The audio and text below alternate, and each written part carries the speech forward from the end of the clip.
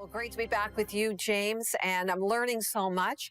And you just mentioned that there are some challenges and opportunities with social media. So first, let's pause a minute, focus on what are the challenges. You named a few there, but the challenges to using social media for Christians, particularly. Mm. Well, I think it's first you have to think about it at the layer deeper. So a lot of my friends work in these tech companies, and so I get to have really cool conversations around like how is it built and how are those algorithms created? And you'll hear things about, how they're almost like a drug, right? Sometimes people hear that.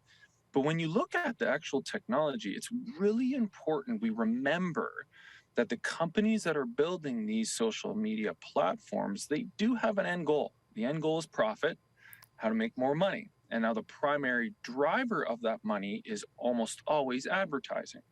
And in order to make more money off of advertising, you need more eyeballs to see the ads. And you need it more customized. So the more information they can get from us, the more information they can feed back to advertisers to create an advertising campaign that works for us and generates a revenue. And so this is why you have things that have been introduced recently that are things like endless scroll. You can just keep going forever. It won't stop. And you even look at Facebook sometimes, you'll kind of see the next thing. And that's to entice us to scroll down to see the next thing. Netflix, what did they update recently is that you have to hit a button in order to not watch the next show. Right. I remember when COVID hit, I sent all my family and friends, I said, did you know you can turn that feature off? You don't have to watch the next thing, right? And so a lot of these technologies and social media is a big piece of this, is that the technology itself is built in a way to keep us on, gravitate us towards that. And so to know that is important for us as believers because we need to be able to understand that the tool itself, the thing we're interacting with on it, the content is informing and changing us. But the tool itself, like a phone, or the way we're interacting with social media and the amount of time we're putting into it and not putting into other things is a huge impact on us. And so the challenges are figuring out boundaries, figuring out ways that we can turn off and not be so involved all the time. And again, social media can be a really beautiful thing, but if it becomes something that we cannot turn off, or becomes something that is replacing the deep things that Jesus wants for our heart and soul, and we're seeing it more as an idol and a tool that we can't get away from, I mean, that's the red flag in our hearts to say this is not something that's good for our heart. Yeah, well, I think that's so true. Thank you for that insight because you realize the bigger picture of what you're being a part of and how you are being participatory in it. So, what are the opportunities then for Christians to take advantage of this tool, this social media world? Yeah, and this is where it's again gets messy, right? Because we go, okay, well, if there's so much darkness tied to social media, are we supposed to engage with it? And again, this is where we have to have the right perspective as believers to say, get a good grip on boundaries and understanding of the technology, but also see that this is the most amazing, powerful communication tool. Literally, I can now reach people all over the world with a message. Now, there's one message that's above all messages. Right. So how do we take that message and take it all around the world? I had a friend recently who's a missionary in the Middle East.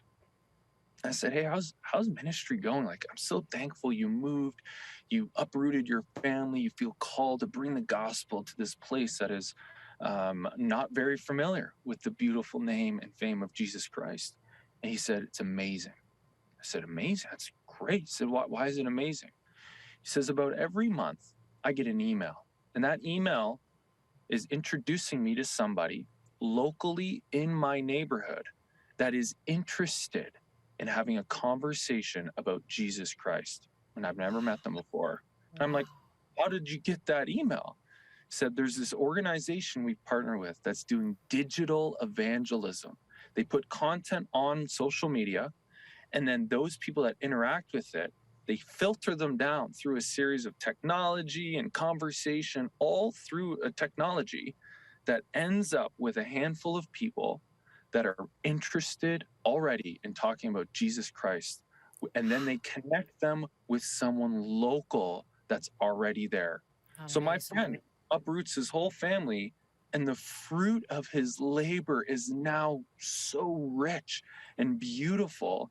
And what sat behind so much of that work was technology, Wow. building content and leveraging social media to get that individual into a conversation with my friend. And that's a that's an amazing Yeah. use of technology to advance the gospel in this world. And those stories aren't told enough right now. Yes. You know, we're telling the other side, which is good. But let's not forget that the opportunity to advance the gospel in this world through social media is nothing like we've seen before Yeah.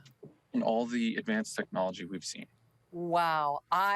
There's so much I could say to that. I'm just like, yay. Like, this Yeah. is the mission of every believer to share the Mm, good news. mm, And really, in some ways, is social media making it easier for us? Like, mm. the answer can be yes, if we're willing to lean into this opportunity. But what a beautiful example. Like, God can use anything, right, James? Yeah. We don't have a lot of time. We got just about a minute here. So, like, in a nutshell, is there just any other thing you want to say, maybe to Christian ministries? How can we better reach people, whether it's individuals or ministries, with the good news of Jesus? I just love the last story. That was so brilliant. Yeah, if you're in a ministry, or you have a friend who's a pastor, or you know somebody that's in a ministry, what I would encourage you to say is there are people out there working in tech who are a big part of our community that are thinking on the forefront of technology. They're thinking about Web3 and virtual reality and artificial intelligence, all those things that can scare a lot of us.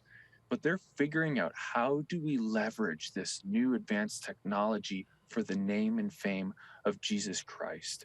And so connect with us. We have this whole network of people that are thinking about this. They want to know, how can we solve problems that advances the gospel with leading edge technology for people in neighborhoods to all around the world. And so, man, just get connected to others that are thinking. Maybe they're in your church already. Tap into that thinking, that mindset, that skill that God has given within your church, within your ministry. Feel free to reach out to us. But there is some really cool stuff right now that God is doing around the world through technology that should leave in our hearts some hope and Yeah. excitement that redemptive technology is possible in this world. I love it. Thank you so much, James. This is truly inspiring. And, this is the calling of 700 Club Canada. We're just trying to share the message of the good news. So, you too, if you're watching and you want to find some partners to help you leverage technology, go to 700club.ca. James Kelly's contact is there. Faith Tech, all the links are there. So, check them out. Thank you, James, so much. We appreciate you. So, yeah.